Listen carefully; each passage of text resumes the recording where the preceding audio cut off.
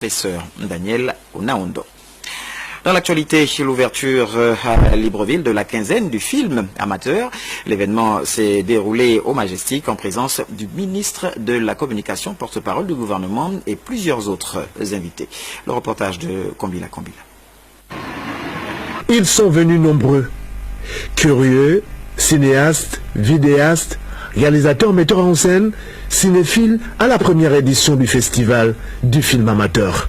Pour moi, c'est comme une bouffée d'air. C'est comme savoir que nous allons partir, mais nos œuvres vont rester grâce à la politique initiée par le ministère de la Communication. Au Gabon, nous rentrons dans une nouvelle ère. Je suis confiant quant à l'avenir des arts et de la culture au Gabon. Plusieurs films ont été présentés à cette première édition, mais seulement 8 ont retenu l'attention des membres du jury. La commission de présélection s'est attelée à choisir des films d'un niveau équivalent pour les mettre en compétition. Ces critères, vous les retrouvez dans les prix qui sont énoncés.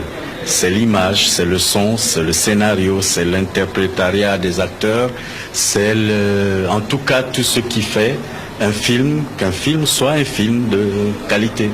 Un rendez-vous d'échange placé sous le haut patronage du président de la République et sous l'égide du ministère de la Communication qui entendent faire de ce festival une plateforme qui donnerait un peu plus de visibilité aux créations cinématographiques de notre pays. En tant que gouvernement, nous voulons contribuer à faire en sorte que les films gabonais soient vus et soient valorisés au niveau de notre propre pays avant de chercher à les exporter.